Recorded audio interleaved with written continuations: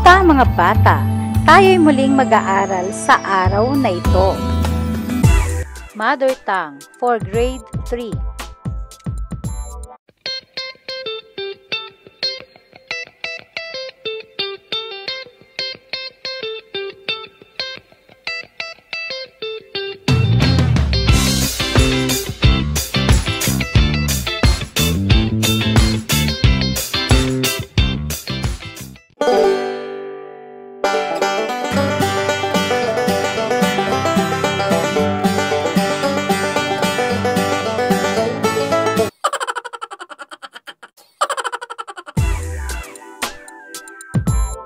Mother Tongue 3, Quarter 1, Week 5.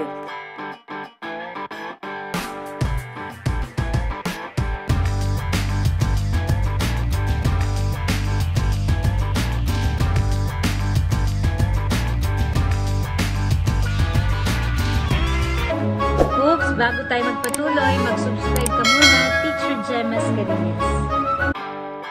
Ang pag-aaralan natin sa araw na ito ay tungkol sa wastong salitang nagsasaad ng bilang o dami o ang tinatawag na counters na angkop sa pangalang di nabibilang.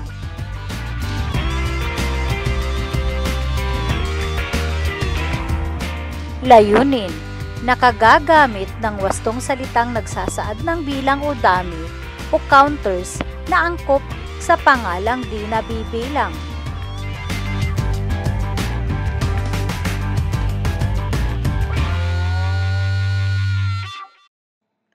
Bago tayo magsimula, ay sagutin muna natin ang tanong na ito. Ano ang ibig sabihin ng pangalang di nabibilang?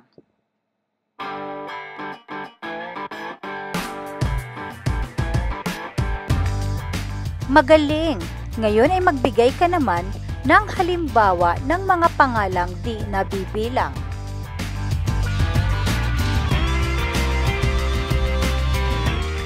Ano kaya ang dapat nating gawin para mabilang natin ito? Iyan ang aalamin natin ngayon. Handa ka na ba?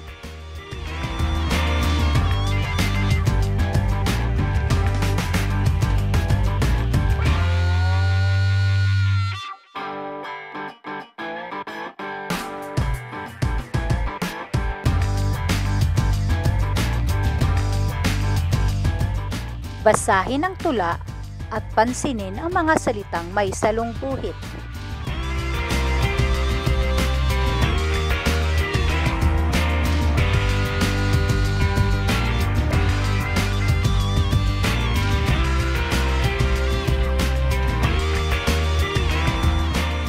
Ang pamagat ng ating tula ay tuwing linggo. Simulan na natin. Tuwing linggo. Tuwing linggo, kami ay nagsisimba. Kasama ko ang aking buong pamilya. Kakain sa labas, pagtapos na, pupunta sa grocery at mamimili pa. Isang pakete ng kape para kay ama, 2 kahon ng fresh milk para kay ina, 6 na Tetra Pak ng juice, baon ko sa eskwela, 5 kilong bigas ay naisama na.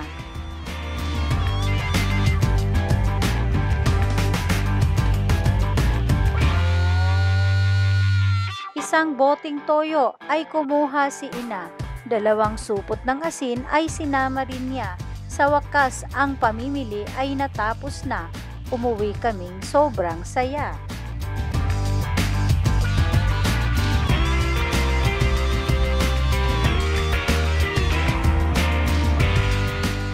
Sagutin ang mga tanong tungkol sa binasang tula.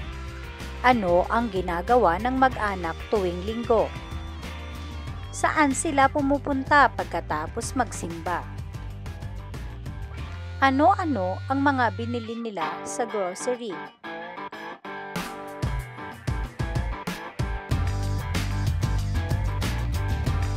Ilang kape ang kanilang binili para kay ama?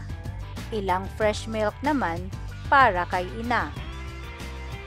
Kung bibili ka ng tubig sa grocery, ano ang maaari mong gamiting salita upang matukoy kung gaano karaming tubig ang iyong bibilhin.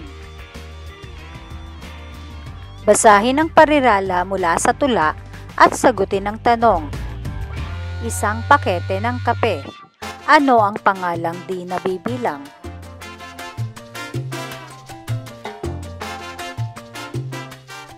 Ano ang salitang ginamit para tukuyin ang bilang o dami ng kape?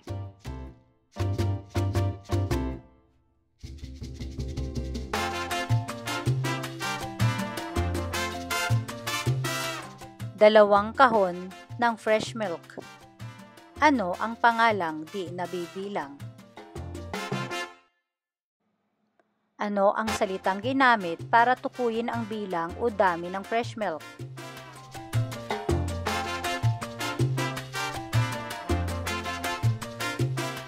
Anim na Tetra Pak ng juice. Ano ang pangalang di nabibilang? Ano ang salitang ginamit para tukuyin ang bilang o dami ng juice?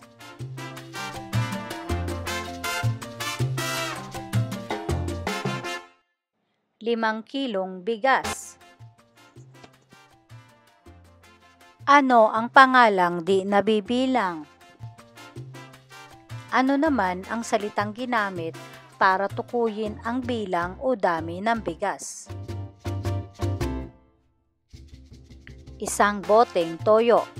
Ano ang pangalang di nabibilang?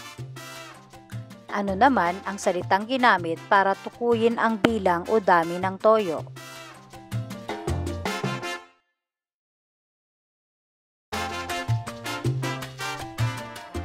Dalawang supot ng asin. Ano ang pangalang di nabibilang? Ano ang salitang ginamit para tukuyin ang bilang o dami ng asin?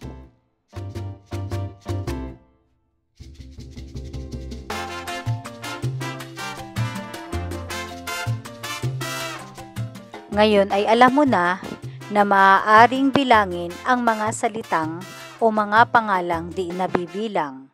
Tandaan mo lamang ang mga salitang isang pakete, dalawang kahon, 6 na Tetra Pak, 5 kilo at isang bote ay halimbawa ng mga salitang nagsasaad ng bilang o dami o yung tinatawag na counters upang mabilang ang mga pangalang di nabibilang. Ngayon ay handa ka ng sagutan ang mga inihanda kong pagsasanay.